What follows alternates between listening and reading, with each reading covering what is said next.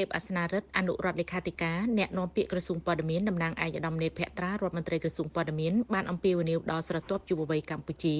ឲ្យចូលរួមក្នុងយុទ្ធនាការជាតិប្រឆាំងព័ត៌មានคล้ายៗដោយធ្វើសកម្មភាពជាអ្នកអប់រំឬអ្នកផ្សព្វផ្សាយដ៏សកម្មក្នុងការទប់ស្កាត់ការរីករាលដាលនៃព័ត៌មានคล้ายៗដែលកំពុងយាយីដល់សន្តិសុខព័ត៌មាននិងសន្តិភាពសង្គម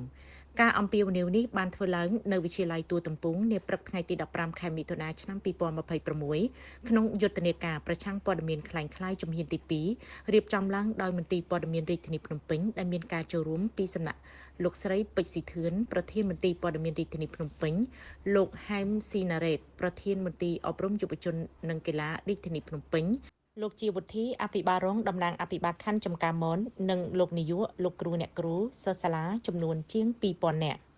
ឯកឧត្តមបានមានប្រសាសន៍ថាការអនុវត្តយុទ្ធនាការប្រឆាំងព័ត៌មានคล้ายៗជំហានទី2នេះមានសារៈសំខាន់ណាស់រួមចំណែកក្នុងការងារព័ត៌មាននិងសាធារណមតិដោយត្រូវផ្ដោតទៅលើការចុះផ្សព្វផ្សាយអប់រំដល់សិស្សានុសិស្សនៃអនុវិទ្យាល័យនិងវិទ្យាល័យក្នុងរាជធានីខេត្តឲ្យចេះបង្ការនិងការពារខ្លួនពីព័ត៌មានបំពុលសង្គម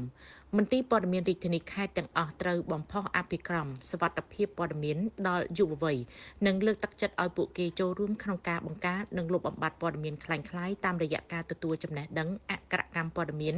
ពីយុទ្ធនាការហើយចូលរួមធ្វើសារវីដេអូខ្លីៗដោយខ្លួនឯងដើម្បីចែករំលែកចំណេះដឹងពាក់ព័ន្ធនឹងវិធីសាស្ត្រទប់ស្កាត់ព័ត៌មានคล้ายៗតាមបណ្ដាញ Facebook TikTok និង Telegram ជាដើម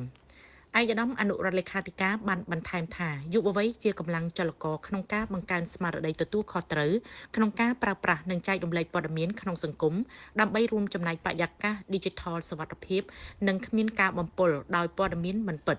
យុវជនមានតួនាទីសំខាន់ក្នុងការរួមចំណែកលើកកម្ពស់អក្ខរកម្ម Digital និងការបង្កើតមាតិកាវិជ្ជមានតបតទៅនឹងឧបាយកលបំពុលសង្គមនិងយល់ដឹងពីការផ្សព្វផ្សាយព័ត៌មានតាមเพจផ្លូវការរបស់រដ្ឋាភិបាល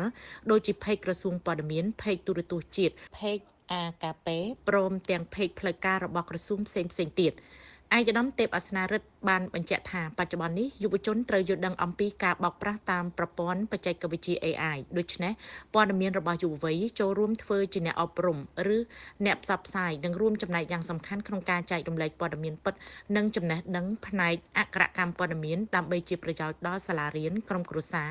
និងអាចការពារសហគមន៍របស់ពួកគេពីគ្រោះថ្នាក់នៃព័ត៌មានคล้ายៗយុទ្ធនាការនិយាយថាទេចំពោះព័ត៌មានคล้ายៗជំហានទី2ក្រោមប្រធានបទពង្រឹងអក្ខរកម្មព័ត៌មាននិងប្រព័ន្ធផ្សព្វផ្សាយដើម្បីសុវត្ថិភាពព័ត៌មានត្រូវបានប្រកាសដាក់ឲ្យដំណើរការជាផ្លូវការកាលពីថ្ងៃទី18ខែឧសភាឆ្នាំ2026នៅវិទ្យាល័យសម្ដេចហ៊ុនសែនប៊ុនរ៉ានីវត្តភ្នំក្រោមអធិបតីភាពឯកឧត្តមនេតភក្ត្រារដ្ឋមន្ត្រីក្រសួងព័ត៌មានយុទ្ធនាការជំហានទី2នេះបានបើកទំព័រថ្មីមួយក្នុងការជំរុញនិងលើកទឹកចិត្តដល់សិស្សានុសិស្សក៏ដូចជាយុវជនកម្ពុជាគ្រប់រូបឲ្យក្លាយជាភ្នាក់ងារសុវត្ថិភាពព័ត៌មាននិងជាកម្លាំងចលករឈានមុខក្នុងការរួមគ្នាប្រយុទ្ធប្រឆាំងព័ត៌មានคล้ายៗសូមបញ្ជាក់ថាគិតត្រឹមថ្ងៃទី15ខែមិថុនាឆ្នាំ2026នេះយុទ្ធនាការជំហានទី2បាននឹងកំពុងធ្វើដំណើរការ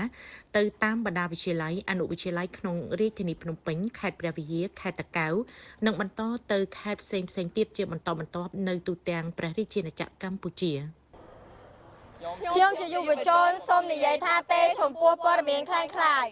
Say no to fake news